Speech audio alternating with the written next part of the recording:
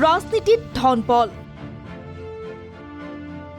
একেদিনাই দুই কংগ্ৰেছীৰ বিস্ফোৰক পোষ্ট দলৰ নাম উল্লেখ নকৰাকৈ সামাজিক মাধ্যমত কংগ্ৰেছ সাংসদ জ্যেষ্ঠ নেতাৰ পোষ্টক লৈ বিতৰ্ক সামাজিক মাধ্যমত চৰ্চিত এতিয়া কংগ্ৰেছ সাংসদ আব্দুল খালেকৰ এই পোষ্ট ধনৰ প্ৰয়োজন আছে কিন্তু ধন বলেই শেষ কথা হ'ব নোৱাৰে খালেকক অনুসৰণ কৰি একেদিনাই কংগ্ৰেছৰে আন এজন জ্যেষ্ঠ নেতা মেহদী আলম বৰাই লিখিলে টকাৰ প্ৰাধান্যই সকলোতে বেছি নীতি আদৰ্শৰ আজি দাম নাই লোকসভা নিৰ্বাচনৰ পূৰ্বে দুই কংগ্ৰেছ নেতাৰ এই পোষ্টত বিব্ৰত কংগ্ৰেছ দল সামাজিক মাধ্যমত দলৰ সাংসদ আৰু জ্যেষ্ঠ নেতাৰ এনে পোষ্টৰ পাছত লগে লগে প্ৰতিক্ৰিয়া বিৰোধী দলপতি দেৱব্ৰত শইকীয়াৰ মতে তেওঁলোকৰ এই পোষ্ট কংগ্ৰেছক উদ্দেশ্যি নহয় আঙুলি বিজেপিৰ প্ৰতিহে তেনেকুৱা মানুহ বিজেপি দলত বেছিকৈ আছে কংগ্ৰেছতো দুই এজন আছে নিশ্চয় ধনবলে শেষ কথা নহয়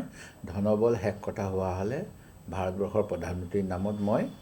JRD টাটাৰ নাম লিখিব লগা হ'ল হয় ধীৰুভাই আম্বানীৰ নাম লিখিব লগা হ'ল হয় সেই গতিকে ধনবলৰ এটা গুৰুত্ব নিশ্চিতভাৱে আছে দেশত সকলোফালে আজি ধনবল সৰ্বোচ্চ ৰাজনীতিৰ অভিযোগ সমাগত লোকসভা নিৰ্বাচনৰ পূৰ্বে দেশৰ আটাইতকৈ ধনী পাৰ্টি বিজেপি 2022-23 ইলেক্ট্ৰেল বণ্ডৰ জৰিয়তে বিজেপিৰ সংগ্ৰহ 1300 কোটি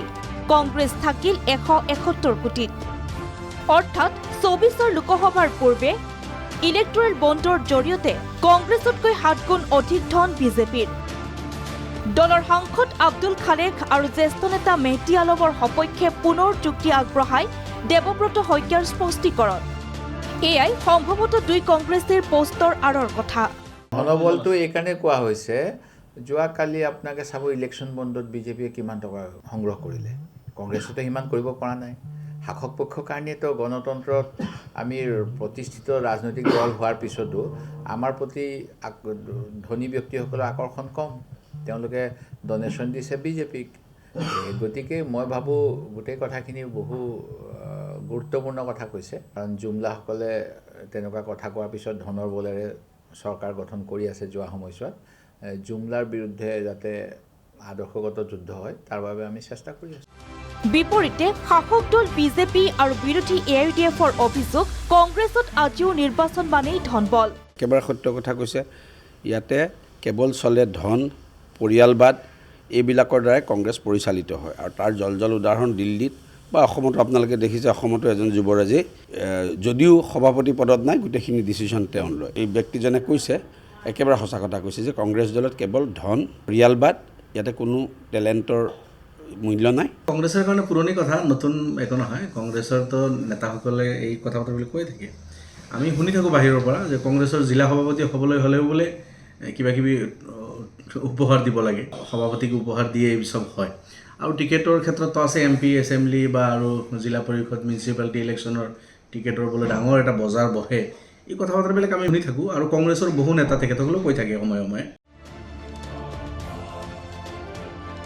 হঠাৎ সামাজিক মাধ্যমত দি কংগ্ৰেছৰ লোকসভাৰ সম্ভাৱ্য প্ৰাৰ্থী আব্দুল খালেকে প্ৰকৃততে কি বুজাব বিচাৰিছে